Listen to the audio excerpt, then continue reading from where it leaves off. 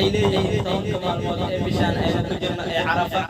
وحا إنك فلان دارت الله سبحانه وتعالى قدرتي ويني قدر كودا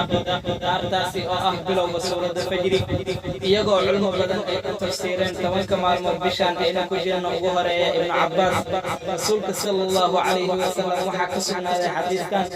معلم الله سبحانه وتعالى عمل كونسن كجعليه هي مجرت مالمها توانك معلومات هر بشان عرف عمل كذا سمايو اصحابتي وحي يرادين حتى جهاد كطريق الله الامر رسولك رسولك صلى الله عليه وسلم كجوابي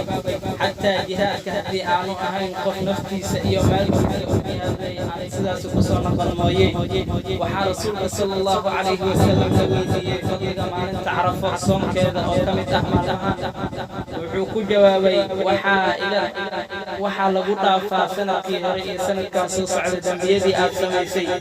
waxa fiican in qof kasta oo muslim ah uu ka faa'iideysto fursadaha Ilaahay Allah subhanahu wa ta'ala uu bixiyo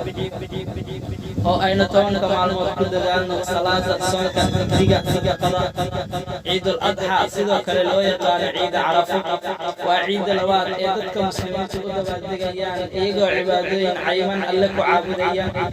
waxay ku beegan tahay tobanka bisha Dhulxijja ee qandarka islaamka ama taariikhda hijriga waana markii laga soo tago taagida Arafa meesha ay istaagaan xujaydu si ay u gutaan manaasigta xajka kuwa ugu muhiimsan ciid ayaa dhamaatay 13 Dhulxijja ciidan ayaa sidoo kale ah xusuustii qisadii nabi Ibraahim alayhi salaam markii uu doonay inuu wiilkiisa Ismaaciil goro sana uu gowraco isagoo qaadanaya amarkii Alle uu ahaa inuu gowraco wiilkiisa curudka waana laga daayay oo lagu furtay weyn saas daraadeed muslimiintu waxay horaan ama gowracaan qofkiiba haytiiba ama xoolo neef ah ari lo geel iyadoo hilibkaas loo qaybinayo qaraabada dadka masaakiinta ah iyo cidahooda halkaasi ayuuna ka yimid magaca adxa ama udxiya